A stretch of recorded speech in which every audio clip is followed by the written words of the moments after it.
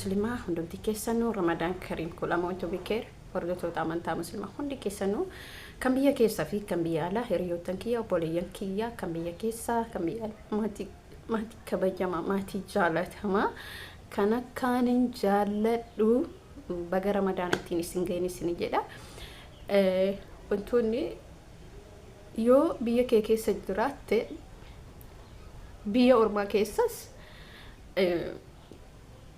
Obboleen kee jiran hiriyoonni kee jiran obboleessi kee jira jechuudha. Nama nakkaan jaaladhu nama nakkaan kabaju obboleen kiyya biyyoota ambaa keessa jiran otoo sitti yeroo wajjin dabarse gaafa biyyaan baatee hedduu maatii kee yaadatta. Gaafa biyya kee keessa ta'ettu isa biyya ormaa jiru yaadatta. Garri hundumtu garan qabu. Garri hundumtu ni ulfaata. Dhugaa Rabbiin isinii jedha. بقى باي الحمد لله إسا هونا نوغا والأرغانيس نجرة مالي فوجتاني والأرغون هنولو نم نجر والأرغ نم نجر جوشولا نم نوالي نغر هدو تكا يادوس إشين فياك أباتشو تيغم مدامالي هتنغد الحمد لله رب العالمين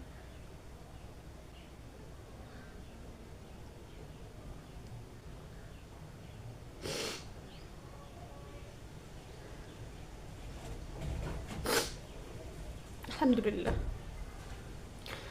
وربي فيان مكهني فيا كهنة تشكروا دمنا كوني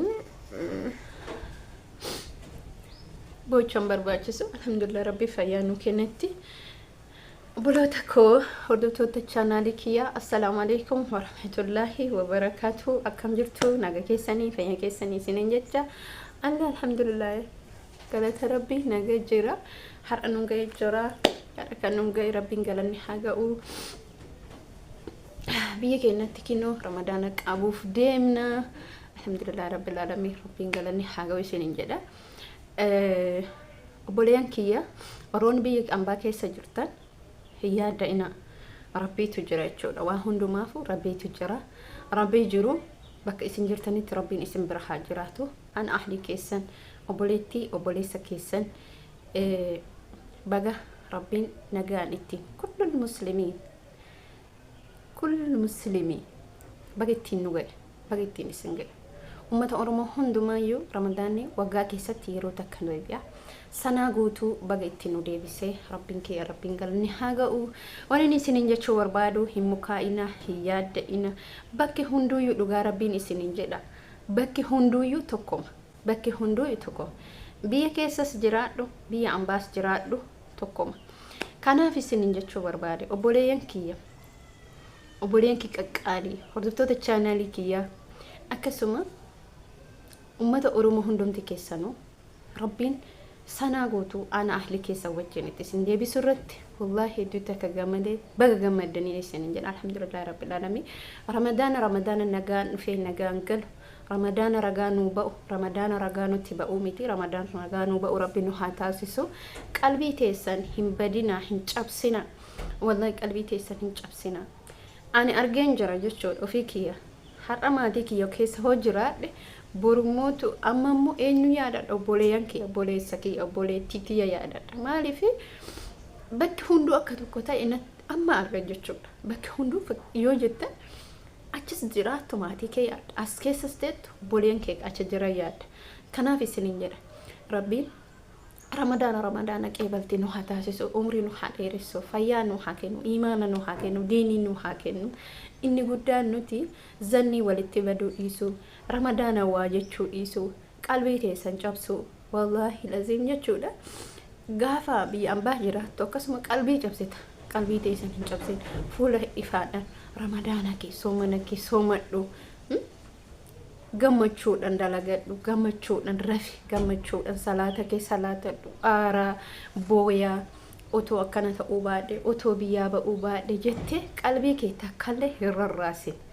wallaahi lazi maaliif isiniin jedhe beeytu nuti gaa biyya ambaa jiru qalbiin keenya ni rarraa waa hedduu haasun waa hedduu balleessin waa hedduu bakka khasaara ramadan nu harkaa ta'a jechuudha obboleettii kiyya obboleessa kiyya kan biyya ambaa keessa jirtan bakki hundinuu tokkuma.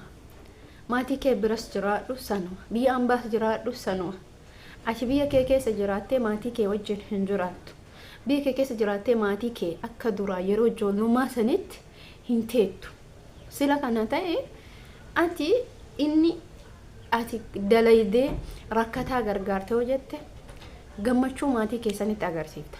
Beela yoo baafte gammachuu maatii keessanitti agarsiifta. Dheebotaa dheebuu baafte maatiin ilma ibaluutu gargaarsa namaa godhe. Ilma ibaluutu masgiida ijaare. Ilma ibaluutu masgiida sadaqaa godhe. Ilma ibaluutu kennaa guddaa kennatee du'aayii argataa jira jedhan maatii keetiif gammachuudha jechuudha. Isin galee gaafa dhabdee maatii kee wajjin biyya kana keessa teettee jette wanti yoo atillee qabaatteen kenni yoo maatiin keellee qabaateen kenni yoo soomana soomtu kanarraa fixriin baafatiin yoo sadaqaan yatteen yoo beelan baasini wallahi gammachuun qabdu jechuudha. Nama jechuun nama gaafa dalagatee yeroo kana sadaqaa godhatee miskiina gargaaree dheebotaa dheebuu baasee beela baasee malee isin galee teettee maatii kee bira maa baay'ee jettee qalbii kee cabsite. Maa baay'ee jettee gaaf qalbii kee cabsite oma faayidaa siin qabu. Maaliif ati itti gammaddee gaaf hojjettee rakkataa gargaarte saraahaa jechuudha. Gammachuu guddaa sittis dhagahamu maatii keetis dhagahamu. Harka namaa eeggachuu jala harka namni si eeggachuutu caala. Hin barbaachisu. Sababni isaallee maaliif namni fayyaa guutuu qabu rakkataa gargaaree qabaatee gargaaree gaafa jedhe yookiin immoo qabaatee fakkeeffachuu yoo taate hin taatu.